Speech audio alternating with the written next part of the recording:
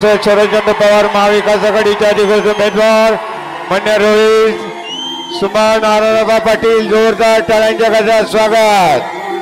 तुतारी वाजवणारा माणूस, तुतारी वाजवणारा माणूस। आजच्या सभेसाठी उपस्थित असलेले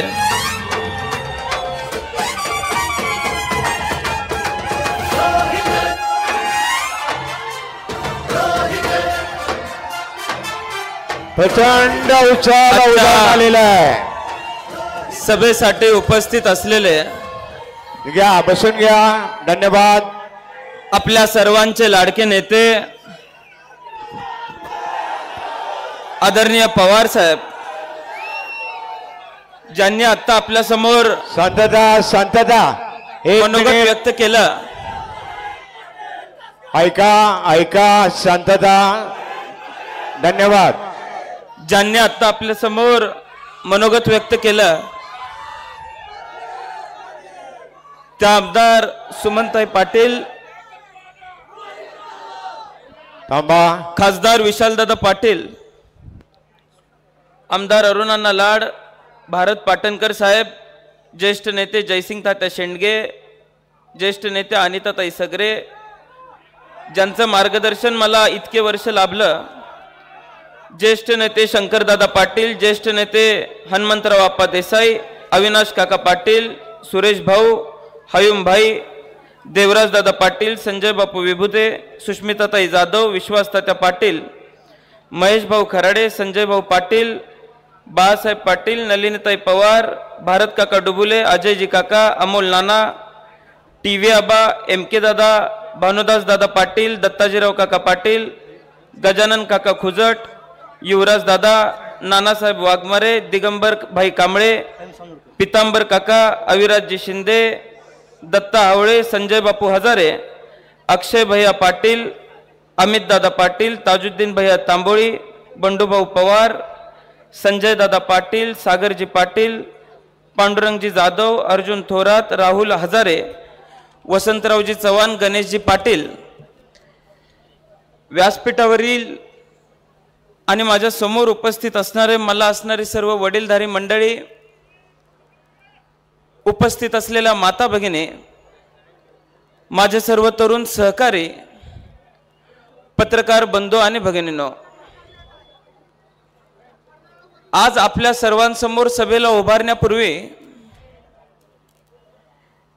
मी मतदारसंघातल्या प्रत्येक गावामध्ये जाऊन प्रत्येक गावामध्ये कोपरा सभा घेतलेल्या आहे, प्रत्येक गावामध्ये सभा घेतलेली आहे। या मतदारसंघातल्या सर्वसामान्य जनतेचा प्रतिसाद बघितल्यानंतर साहेब, जो विश्वास तुम्ही आमच्यावरती ठेवलेला आहे, राष्ट्रवादी काँग्रेस शरदचंद्र पवार पक्षाच्या उमेदवाराचा विजय ही काळ्या दगडावरची पांढरी रेघ आहे असं म्हणलं तरी वावगं ठरणार नाही। आज या विधानसभेच्या निवडणुकीला सामोरं जात असताना मी आबांनी आपल्या समोर काय काम केलं होतं हे न बोलता, गेल्या 10 वर्षामध्ये ज्या पद्धतीने आम्ही सर्वांनी वाटचाल केलेली आहे, सर्व कार्यकर्त्यांनी खडतर प्रवासामध्ये आमची साथ निभावलेली आहे। माझ्या राजकीय कारकिर्दीमध्ये पदार्पण मी करत असताना हा जिल्हा वसंत दादांचा आहे, हा जिल्हा राजाराम बापूंचा आहे, हा जिल्हा पतंगराव कदम साहेबांचा आहे, हा जिल्हा शेंडगे बापूंचा आहे, हा जिल्हा नानासाहेब सगरेंचा आहे। या सगळ्या गोष्टींची जाणीव स्वर्गीय आबांचा मुलगा म्हणून वाटचाल करत असताना मला नेहमी राहील। पतंगराव कदम साहेबांनी, जयंत पाटील साहेबांनी आबांच्या साथीने गेल्या 10 वर्षापूर्वी जिल्ह्याला नवी दिशा देण्याचं काम केलं होतं, पण दुर्दैवाने कदम साहेबही आपल्यातून गेले, आबाही आपल्यातून गेले आणि जिल्ह्याला ज्या कळा सोसाव्या लागलेल्या आहेत, ज्या खडतर प्रवासावरती सामना करावा लागलेला आहे, साहेब तुम्ही सर्वांनी आम्हा तरुण सहकाऱ्यांवरती ज्या पद्धतीने विश्वास ठेवलेला आहे, मी आपल्या माध्यमातून सर्व लोकांना एकच ग्वाही देऊ इच्छितो की जिल्ह्याला 10-12 वर्षापूर्वी ज्या पद्धतीने सोनेरी दिवस मिळालेले होते, त्याच पद्धतीने सोन्याचे दिवस परत आणल्याशिवाय आम्ही सुद्धा स्वस्थ बसणार नाही. आज राष्ट्रवादी काँग्रेस शरदचंद्र पवार पक्षाचा अधिकृत उमेदवार म्हणून मी आपल्या सर्वांसमोर उभा असताना अनेक वेळेला वेगवेगळ्या माध्यमातून मी आपल्या सर्वांसमोर आलेलो आहे, माझ्या भावना व्यक्त केलेल्या आहेत. पण आपल्या सर्वांसमोर या मतदारसंघाचा उमेदवार म्हणून माझ्या भावना व्यक्त करणं मला फार जड जातंय. गेल्या 10 वर्षामध्ये कशा पद्धतीने आम्ही वाटचाल केलेली आहे, काय परिस्थितीतून आम्ही सगळे पुढे गेलेलो आहे. मी साहेब आपल्याला एकच गोष्ट सांगू इच्छितो, कितीही अडचणीचा काळ असू दे, या मतदारसंघातल्या गोरगरीब जनतेनं मला, माझ्या आईला, माझ्या कुटुंबाला तळ हाताच्या फोडाप्रमाणे जपण्याचं काम केलेलं आहे. या पुढच्या काळामध्ये यांच्यासाठी मी कुठेही कमी पडणार नाही, हा साहेबांच्या साक्षीने मी तुम्हाला सर्वांना शब्द देतो.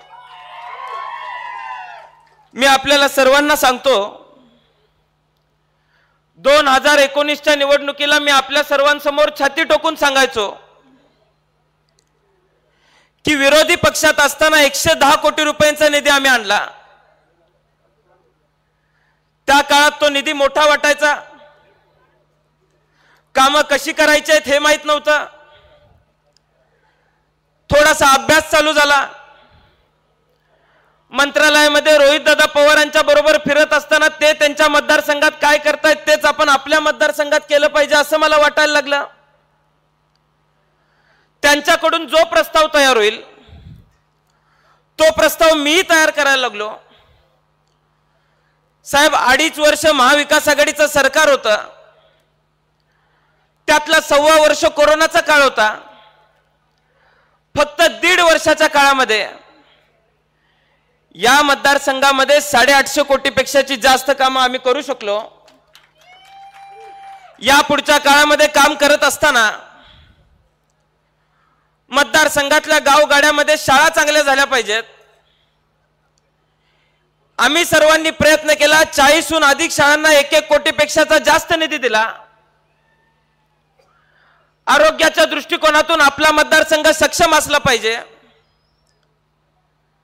म्हणून तासगावला उपजिल्हा रुग्णालय मंजूर केलं. कवटेमंकाला नवीन 50 बेडचा दवाखाना मंजूर केला. या मतदारसंघातल्या सिंचन योजना, मग ते टेंबू असेल, मैसा असेल, आरफळ, विसापूर, ताकारी, पुंदी, या सगळ्या योजनांची कामं पूर्णत्वाला नेण्याचा आम्ही प्रयत्न केला. टेंबू योजनेमध्ये काही गावांचा अधिकृतरित्या समावेश होण्याची गरज होती. लवादाचे अनेक नियम होते. कर्नाटकाच्या सरकार बरोबर भांडावं लागणार होतं. 2019 पर्यंत आम्ही प्रयत्न केला, पण महायुतीचं सरकार या राज्यामध्ये होतं. आम्ही केलेले प्रयत्न वाया गेले. 2019 नंतर महाविकास आघाडीचं सरकार स्थापन झालं. आदरणीय जयंत पाटील साहेबांना तुम्ही जलसंपदा मंत्री केलं. आम्ही त्यांच्या पाठीमागे लागलो आणि कृष्णेचं अधिकचं पाणी आमच्या भागाला मिळालं पाहिजे म्हणून आम्ही विनंती केल्यानंतर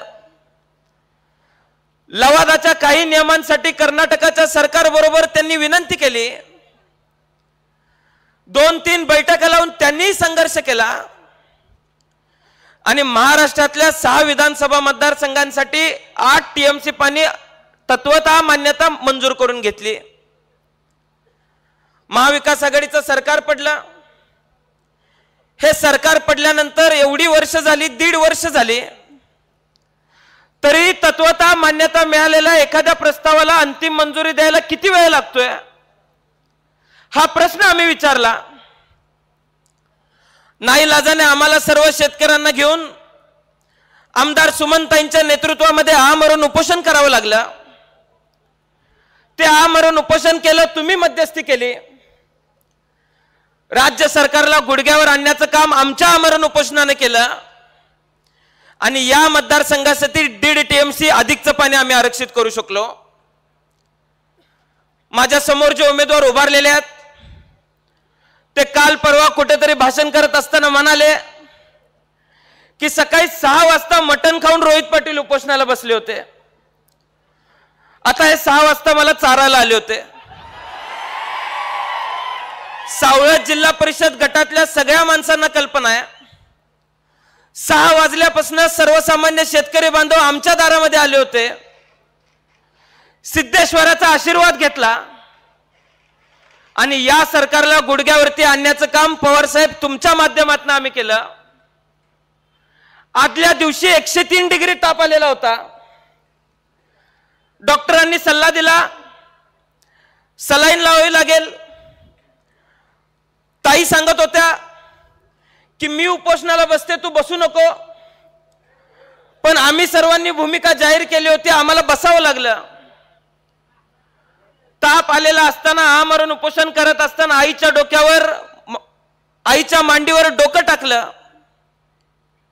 म्हणून काही लोकांनी काल परवा माझा मुडदस म्हणून उल्लेख केलेला आहे. मी त्यांना सांगू इच्छितो ज्या वेळेस आम्ही आमरण उपोषण केलं त्यावेळेसही तुम्ही आमची थट्टा करण्याचं काम केलं.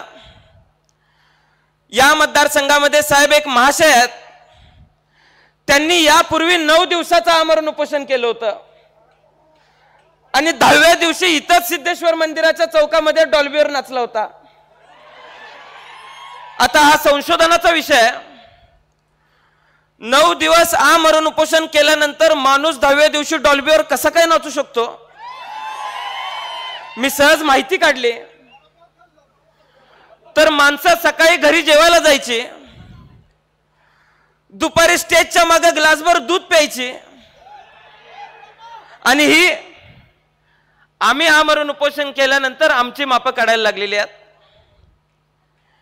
विसापूर पुंदीची पाईपलाईन ज्यावेळेस चालू होती त्यावेळेस याच पाईप मध्ये उंदरं खेळतील असं सांगायचे.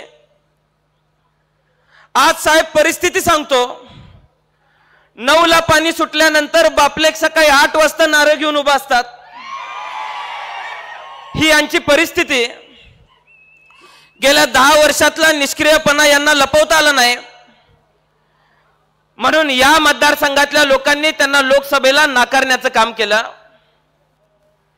मी विधानसभेला उभा असताना पुढच्या 5 वर्षामध्ये मी काय करणार आहे सांगण्याची इच्छा व्यक्त करतोय. प्रत्येक व्यासपीठावरती उभा राहून मी शिक्षण क्षेत्रामध्ये काय करणार आहे, आरोग्य क्षेत्रामध्ये काय करणार आहे, रोजगार निर्माण करण्यासाठी मी काय करणार आहे, माता भगिनींचं संरक्षण आणि सबलीकरण करण्यासाठी मी काय करणार आहे सांगतोय. पण माझ्या समोरचे उमेदवार ज्या व्यासपीठावरती उभारत आहेत तिथं फक्त रोहित पाटील रोहित पाटील रोहित पाटील म्हणतायत. रात्री झोपेत सुद्धा माझं नाव घेत असावेत. मी यांना सांगू इच्छितो गेल्या 10 वर्षामध्ये सर्वसामान्य जनतेला दडपवण्याचं काम तुमच्या माध्यमातून झालेलं आहे. गुंडगिरी तुम्ही या मतदारसंघामध्ये केलेली आहे. साहेब तासगाव कवठे मंकाळ मतदारसंघातली सर्वसामान्य जनता या विधानसभेला गुंडगिरी थोपवण्यासाठी एकत्र आलेलं चित्र मला पाहायला मिळतंय. मी आपल्याला सांगतो 23 तारखेला निकाल लागल्यानंतर 24 तारखेला सकाळी 6 वाजल्यापासून ज्या पद्धतीने आबांनी यांची गुंडगिरी थोपवण्याचं काम केलं होतं मला माझं रक्त सांडावं लागलं तरी चालतंय पण मी यांची गुंडगिरी संपुष्टात आणल्याशिवाय स्वस्थ बसणार नाही. अनेक उदाहरणं आहेत. तासगाव शहरातली मला लोक सांगतात 10 वर्षाच्या खासदारकीच्या काळामध्ये लोकांना दडपवून इथले सातबारे यांच्या बगलबच्च्यांच्या नावावरती काम करण्याचं यांनी केलं. लोकांच्यातून नारा आलाय तुतारी वाजवा आणि सातबारा वाचवा. त्यामुळे आता सातबारे वाचवायचे असतील तर या विधानसभेला तुम्ही सर्वांनी तुतारी वाजवायचे हे तुमच्या सर्वांच्या लक्षामध्ये असू दे. मी आपल्याला सर्वांना सांगू इच्छितो की आबांचा वारसदार म्हणून फक्त रक्ताचा नव्हे तर विचारांचा वारसदार म्हणून मी आपल्या सर्वांसाठी कार्यरत राहीन. आज यांच्या व्यासपीठावरून हे आम्हाला सवाल करतायत की आबांनी या मतदारसंघामध्ये काय केलं. आबांनी या मतदारसंघालाच नव्हे तर संबंध महाराष्ट्राला नवी दिशा देण्याचं काम केलेलं आहे. सहज आपल्या समोर जो उमेदवार उभा आहे त्याच्या बाबतीत माहिती काढावी म्हणून मी माहिती घेतली. अण्णासाहेब पाटील महामंडळावरती यांनी काम केलं. 6 वर्ष सत्ताधारी पक्षाची विधान परिषदेची आमदारकी यांच्याकडे होती. 10 वर्ष सत्ताधारी पक्षाची लोकसभेची खासदारकी यांच्याकडे होती. कृष्णा खोऱ्याचं उपाध्यक्षपद यांच्याकडे होतं. मला वाटलं तर एवढ्या मऊ खुर्च्यांवर बसून झालंय म्हणल्यावर काहीतरी चांगलं काम केलं असेल. पहिलं काम मला सापडलं, खेडशिवापूरचा टोल नाका फोडलाय. दुसरं काम मला सापडलं, वालचंद कॉलेजची जमीन हडप करायला एक पैलवान 50 भर पैलवान घेऊन गेलाय. तिसरं काम मला सापडलं, बाजार समितीची निवडणूक लागल्यानंतर एका महिला आमदारावरती यांच्या बगलबच्च्यांनी यांना घेऊन दगडफेक केलेली आहे. आज मी आपल्याला सर्वांना सांगतो, गेल्या 10-15 वर्षातले यांचं जर हे कर्तृत्व असेल, मला हे विचारतायत गेल्या 10 वर्षामध्ये मतदारसंघामध्ये काय विकास कामं झाली. उद्या सिद्धेश्वराच्या चौकामध्ये मी माझ्या खर्चातून एक व्यासपीठ मारतो. त्या व्यासपीठावर तुम्ही यावं. गेल्या 16 वर्षात तुम्ही काय केलं हे तुम्ही सांगायचं आणि गेल्या 2.5 वर्षात मी काय केलं हे मी सांगायला तयार आहे. या मतदारसंघातली जनता फैसला करेल या मतदारसंघामध्ये काम कोणी केलेलं आहे. आज असं चित्र निर्माण केलं गेलेलं आहे. साहेब मला काय माहित नाही, पण 2019 पासून मतदारसंघामध्ये एकही निवडणूक अशी झालेली नाही की मला एकटं पाडण्याचं काम या मतदारसंघातल्या सगळ्या विरोधकांनी केलेलं नाही. सगळे विरोधक एकवटतात, प्रत्येक निवडणुकीला घेरण्याचं काम करतात, कमरेखाली जाऊन वार करतात. पण या मतदारसंघातल्या सर्वसामान्य जनतेच्या आशीर्वादानं आजपर्यंत यांचा विरोध थोपवण्याचं काम इथल्या लोकांनी केलंय. या पुढच्या काळात सुद्धा मला विश्वास आहे की आज राजकीय समीकरणांचं चित्र निर्माण करून मला एकटं पाडण्याचा ज्या वेळेस प्रयत्न केला जातोय, ज्या वेळेस मी आबा माझं कुटुंब अडचणीत येतं असं वाटतंय, त्यावेळेस या मतदारसंघातली सर्वसामान्य जनता छातीचा कोट करून आमच्या बरोबर उभी राहिलेली आहे. ही मागही उभी राहिली होती आणि या पुढच्या काळातही उभी राहणार आहे. मी आपल्या सर्वांना सांगू इच्छितो की उद्याच्या 5 वर्षामध्ये मतदारसंघामध्ये काय वाढीला घालायचा आहे हा निर्णय या मतदारसंघातल्या लोकांनी घ्यायचा आहे. मोठ्या प्रमाणात निधी आणून मतदारसंघामध्ये विकास कामं करायची आहेत. या मतदारसंघातल्या दूध उत्पादकांचे प्रश्न मांडायचे आहेत. या मतदारसंघातल्या फूल उत्पादकांचे प्रश्न मांडायचे आहेत. द्राक्ष उत्पादकांचे प्रश्न मांडायचे आहेत. ऊस उत्पादकांचे प्रश्न मांडायचे आहेत. या मतदारसंघातल्या विद्यार्थ्यांचे प्रश्न मांडायचे आहेत. तरुणांचे प्रश्न मांडायचे आहेत. माता भगिनींचे प्रश्न मांडायचे आहेत. का पर्यायाने समोर उमेदवार असलेल्या उमेदवाराची गुंडगिरी दडपशाही या मतदारसंघानं पोसायचे हे मतदारसंघानं आता ठरवण्याची आवश्यकता आहे. त्यामुळे मला विश्वास आहे की या मतदारसंघातली सुज्ञ जनता यांच्या सतसत विवेक बुद्धीवरती आम्हाला संपूर्णपणे विश्वास आहे की मतदारसंघाला विकासाच्या दिशेने नेण्याचं काम या मतदारसंघातली जनता येणाऱ्या काळामध्ये करेल असा मला विश्वास आहे. मी आपल्या सर्वांना सांगू इच्छितो की खूप तुम्ही मला सर्वांनी सांभाळले. पुढचे 5-6 दिवस तुम्ही मला सांभाळा. मी माझं संपूर्ण आयुष्य या मतदारसंघासाठी खर्ची घालण्याचा निर्णय घेतलेला आहे आणि मी माझं संपूर्ण आयुष्य मग या मतदारसंघाच्या सेवेसाठी घाम गाळावा लागेल, रक्त गाळावं लागेल. ती रक्त गाळण्याची जबाबदारी ही माझी असेल हे सुद्धा मला आपल्याला सर्वांना सांगायचं आहे. आज साहेब मतदारसंघातून एक प्रमुख मागणी आहे. 2019ला मी छाती ठोकून सांगितलं होतं की मतदारसंघामध्ये मी MIDC मंजूर करून दाखवेन. 2024च्या विधानसभेच्या व्यासपीठावरती मी छाती ठोकून सांगतोय की मतदारसंघामध्ये आम्ही MIDC मंजूर करून आणलेली आहे. येत्या 5 वर्षाच्या काळामध्ये पवार साहेबांच्या माध्यमातून काही चांगल्या उद्योगपत्यांना भेटण्याचा प्रयत्न आम्ही करतोय. येत्या 5 वर्षाच्या काळामध्ये या मतदारसंघातल्या मनेराजुरीच्या, योगेवाडीच्या, बोरगावच्या माळावरती चांगल्या कंपन्या आणून या मतदारसंघातल्या हजारो तरुणांना काम देण्याचा प्रयत्न सुद्धा आमचा असेल. एवढंच मी तुम्हाला आज या ठिकाणी सांगतो. आणि खऱ्या अर्थानं तुम्ही सर्वांनी अगदी मुलगा म्हणून, तुमच्या घरातला भाऊ म्हणून मला सांभाळलंय. या पुढच्या काळातही 5 दिवस तुम्ही सर्वांनी आपलं चिन्ह पोचवण्यासाठी द्या. येत्या 20 तारखेला पहिल्या मशीनवरचं पहिलं बटन तुतारी वाजवणारा माणूस हे चिन्ह तुम्ही आम्ही सर्वांनी लक्षामध्ये ठेवायचं आहे. पुढच्या 5 वर्षामध्ये माझ्या रक्ताचं पाणी जरी करावं लागलं तर ते पाणी करायची तयारी माझी असेल, एवढंच मी आज या ठिकाणी आपल्याला सर्वांना सांगतो. आणि वेळेचं बंधन असल्यामुळे फार न बोलता साहेब, मी तुम्हाला विश्वास देऊ इच्छितो की ज्या विश्वासानं तुम्ही या मतदारसंघामध्ये आपल्या पक्षाची उमेदवारी दिलेली आहे, तुमच्या विश्वासाला कुठेही तडा जाणार नाही याची काळजी या मतदारसंघातली जनता घेईल. एवढंच मी आज या ठिकाणी बोलतो आणि माझं 2 मिनिटाचं भाषण मी संपवतो. जय हिंद, जय महाराष्ट्र, जय महाविकास आघाडी. धन्यवाद रोहित आणि रोहित सुमन हराबा पाटील. आपला आवाज आणि आपले आशीर्वाद या ठिकाणी घेतलेत आणि आता आदरणीय देशाचे लोकप्रिय नेते सन्माननीय शरदचंद्रजी पवार साहेब, जोरदार स्वागत. सिंग तुतारींच्या निनादात तुतारी वाजवणारा माणूस. एक मिनिट. डॉक्टर भारत पाटणकर एक साहेबांच्या आधी या ठिकाणी बोलतील. 1-2 मिनिटं. डॉक्टर भारत पाटणकर साहेबांच्या आधी या ठिकाणी 2 मिनिटं बोलतोय. मी वेळ आता आणि खरं म्हणजे शरदचंद्रजींचं नाव आता जाहीर झालेलं आहे, त्यामुळं मी आता काही फार बोलणार नाही, त्याची प्रस्तावनाही करणार नाही. मी एवढंच म्हणेन की 1993-94